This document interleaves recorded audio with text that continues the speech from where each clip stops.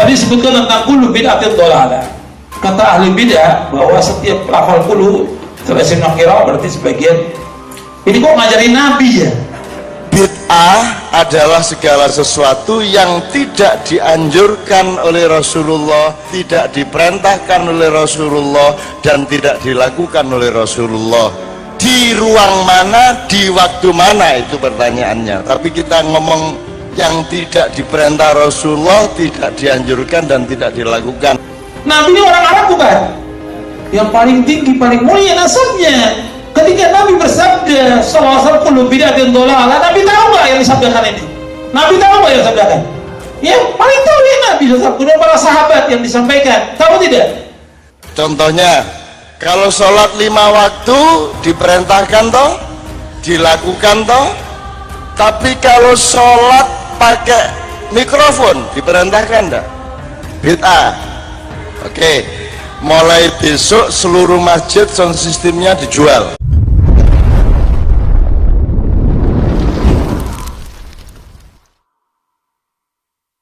Ngerti nahu sedikit, nakiro segala macam, sudah mau ngelawan Rasulullah SAW. Keterlaluan. Sholat pakai kipas angin, Rasulullah pakai kipas angin enggak? Berarti bid'ah enggak? Bid'ah. Mulai besok kipas angin di masjid-masjid dijual. AC apalagi, ya toh, AC. Nabi yang paling paham bahasa Arab, Nabi sudah menjelaskan kullu bid'atin dhalalah wa kullu dhalalatin finnar. Setiap bid'ah sesat, setiap kesatuan neraka. Nabi masa demikian, dipahami oleh sahabat demikian. Listrik. Sebutkan Nabi satu saja yang pernah pakai listrik. Nabi Adam pakai, Nabi Ibrahim, Nabi Musa, Nabi Muhammad, Isa, ndak ada yang pakai listrik. Jadi mulai besok PLN bubar. Sahabat paham nggak bahasanya Nabi? Paham. Orang-orang Arab paham. Makanya dikatakan oleh Ibnu Umar. Nanti perhatikan perkataan Ibnu Umar. Kata Ibnu Umar, kullu bid'atin dhalalah wa in ra'ahan nasu hasanatan. Ayo, bid'ah kok ya toh? Ayo kamu. Dah didaftar apa lainnya yang bid'ah?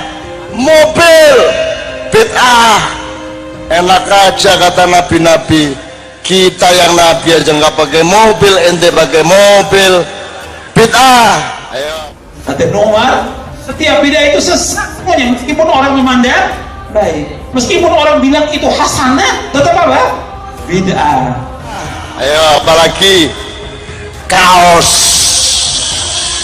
bid'ah, kacamata bid'ah, potong rambut ke salon bid'ah, kupluk bid'ah, baju Cina bid'ah. Ibnu Umar mengatakan kullu bid'atin dhalalah wa in ra'ahan nasu hasanatan. Setiap bid'ah meskipun orang pandang baik. Jadi pandangan orang mengatakan bid'ah itu baik, tetap tidak baik, semuanya sesat. Yang mengatakan sesat Rasulullah SAW. Jadi mulai besok telanjang semua. Karena semua yang kamu pakai dan yang kamu lakukan itu bid'ah semua kalau diturutin. Bener nggak nih aku ngomong? Kalau dikatakan bahwa bid'ah itu tidak semuanya sesat, sekarang saya jelaskan kepada antum perhatikan. Ya, kullu bid'atin dhalalah wa kullu dhalalatin finnar. Setiap bid'ah sesat, setiap kesatuan tempat neraka. Jadi sebenarnya bid'ah itu apa? Saya akan ulur-ulur supaya Anda bingung dan marah. Bid'ah itu pertama-tama adalah baik. Misalnya padi, kalau didiemin aja nggak diapa-apain, bisa nggak dimakan, maka diperlukan bid'ah, yaitu sesuatu yang tidak pernah dilakukan oleh Rasulullah, yaitu menumbuk padi menjadi beras, memasak beras menjadi tidak pernah dilakukan oleh Nabi Muhammad. Sekarang saya mau tanya kepada antum, setiap kesesatan neraka, ini kalimatnya kullu dhalalatin finnar. Ada nggak sebagian sesat di sorga? Nggak ada. Kullu semuanya, berarti semua kesatuan tempatnya di mana? Di neraka. Jadi bid'ah penting enggak? Penting. Ayo, bid'ah bermanfaat. Ayo. Nabi Muhammad pernah enggak nyuruh bikin mushaf Quran? Enggak toh? berarti bid'ah pertama yang besar dan baik khalifahnya ngomong gitu. Sekarang kita kembali ke awal. Kullu bid'atin, kullu juga lafadznya, setiap bid'ah adalah sesat. Berarti semuanya bid'ah sesat. Jadi ada khalifah itu bid'ah, ada presiden itu bid'ah, ada menteri itu bid'ah, semua bid'ah. Kalau dia berada separuhnya hasanah, berarti ada separuh yang sesat berada di mana? Di surga. Bertentangan dengan syariat, bertentangan dengan akal, bertentangan dengan fitrah. Twitter bid'ah, Facebook bid'ah, handphone bid'ah, kamera bid'ah. Mulai besok kamu telanjang diem di rumah karena tidak ada apa-apa yang nggak bid'ah. Kalau itu disebut bid'ah, ayo gimana? Jelas, cuma kadang-kadang kita dibodohi sama orang yang belum belajar nahwu shorof. Kalau memang itu bid'ah, aku juga tidak keberatan kok. Ayo dah, bid'ah wes. Aku tak pulang sekarang. Bid'ah kok. Nabi bahasanya bahasa Arab yang fasih. Jadi apakah bapak ibu-ibu yang disebut bid'ah? Bid'ah adalah segala sesuatu yang tidak dilakukan Rasulullah, tidak dianjurkan Rasulullah, tidak diperintahkan Rasulullah di wilayah ibadah mahdhah. Apakah mahdhah itu? Ibadah dasar yang merupakan perintah Allah, yaitu rukun Islam. Apa rukun Islam? Syahadat, salat, zakat, puasa, haji. 5 hal ini kalau ditambahi, dikurangi, dirubah, bid'ah namanya. Jadi kita tidak boleh mendengarkan kajiannya ahlul bid'ah, nggak boleh. Duduk dengan mereka bersama-sama, jadikan teman mereka, nggak boleh. Bahkan bisa syirik, bisa kafir. Misalnya sholat pakai gerakan silat cimande, Allahu Akbar, Allahu liman hamidah. Nah, itu bid'ah. Siapa ahlul bid'ah? Yang pokok seperti yang awal tadi, tentang firqah yang sesat seperti Syiah, Qadariyah, Murji'ah, Mu'tazilah dan yang lainnya.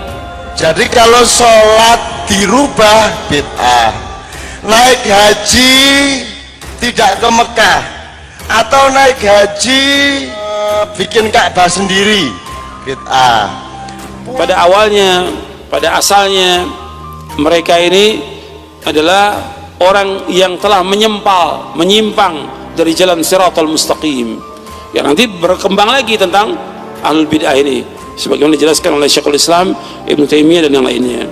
Puasa karena tahun ajaran barunya pas hari raya, puasanya diajukan sebulan, boleh enggak?